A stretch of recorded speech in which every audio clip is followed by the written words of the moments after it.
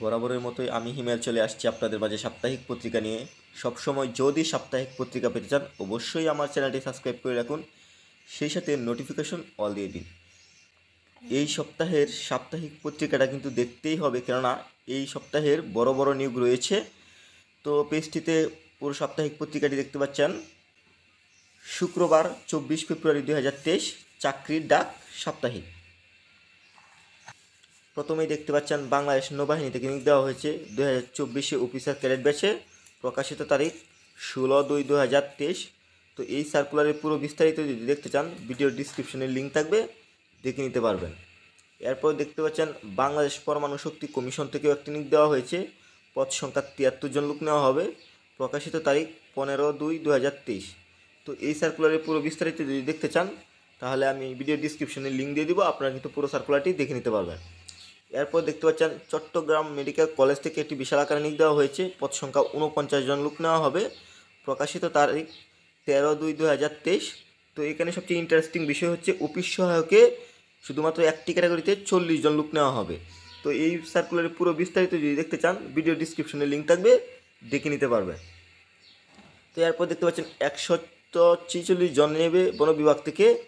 তো এরপর দেখতে পাচ্ছেন গ্রামীণ ব্যাংক থেকে একটি নিয়োগ দেওয়া হয়েছে। এরপর দেখতে পাচ্ছেন হবিগঞ্জ কৃষি বিশ্ববিদ্যালয় থেকে নিয়োগ দেওয়া হয়েছে। পদ সংখ্যা 43 জন। প্রকাশিত তারিখ 14/2/2023। এরপর দেখতে পাচ্ছেন বিভাগীয় কমিশনারের কার্যালয় থেকে নিয়োগ দেওয়া হয়েছে। পদ সংখ্যা 9 জন। প্রকাশিত তারিখ 14/2/2023। এরপর দেখতে পাচ্ছেন আকিজ বিড়ি ফ্যাক্টরি থেকে নিয়োগ দেওয়া হয়েছে। এরপর দেখতে পাচ্ছেন বাংলাদেশ চায়না পাওয়ার থেকে নিয়োগ দেওয়া হয়েছে। পদ সংখ্যা 9 জন। প্রকাশিত তারিখ 20/2/2023। এরপর দেখতে পাচ্ছেন বাংলাদেশ প্রকৌশল বিশ্ববিদ্যালয় থেকে নিয়োগ দেওয়া হয়েছে। পদ সংখ্যা 13 জন। এরপর দেখতে পাচ্ছেন পদ্মা ব্যাংক লিমিটেড থেকে নিয়োগ দেওয়া হয়েছে। বসুন্ধরা কেমিক্যাল ইন্ডাস্ট্রি থেকে নিয়োগ দেওয়া হয়েছে। জাতীয় পরিকল্পনা ও উন্নয়ন একাডেমি থেকে নিয়োগ দেওয়া হয়েছে। পদ সংখ্যা 3 জন। প্রকাশিত তারিখ 14/2/2023। এরপর দেখতে পাচ্ছেন আদ্দিন ফাউন্ডেশন থেকে নিয়োগ দেওয়া হয়েছে।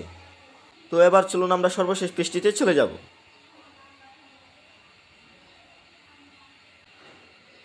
তো সর্বশেষ পেজটি দেখতে পাচ্ছেন সমন্বিত 8 ব্যাংকের দরকার 165 কর্মকর্তা। এছাড়াও দেখতে পাচ্ছেন বরিশাল বিশ্ববিদ্যালয় থেকে নিয়োগ দেওয়া হয়েছে। পদ সংখ্যা 9 জন। পল্লী উন্নয়ন কেন্দ্র থেকে নিয়োগ দেওয়া হয়েছে। RDRS বাংলাদেশ থেকে নিয়োগ দেওয়া হয়েছে। সিনে বাংলা ইন্ডাস্ট্রি লিমিটেড থেকে নিয়োগ দেওয়া হয়েছে। পদ সংখ্যা 270 জন। এছাড়াও তারাব পৌরসভা কার্যালয় থেকে নিয়োগ দেওয়া হয়েছে। পদ সংখ্যা 4 জন। গ্রামীণ ব্যাংক থেকে নিয়োগ দেওয়া হয়েছে। আজাদ বাংলাদেশ গ্রুপ থেকে নিয়োগ দেওয়া হয়েছে। পদ সংখ্যা 15 জন। আর্মি মেডিকেল চট্টগ্রাম থেকে নিয়োগ দেওয়া হয়েছে। পদ সংখ্যা 5 জন। বঙ্গবন্ধু শেখ মুজিবুর রহমান কৃষি বিশ্ববিদ্যালয় গাজীপুর থেকে নিয়োগ দেওয়া হয়েছে। পদ সংখ্যা 3 জন। সুপার গ্রুপ অফ ইন্ডাস্ট্রি থেকে নিয়োগ দেওয়া হয়েছে। বসুন্ধরা টয়লেট লিমিটেড থেকে নিয়োগ দেওয়া হয়েছে। দি ওয়ার্ল্ড ব্যাংক থেকেও নিয়োগ দেওয়া হয়েছে।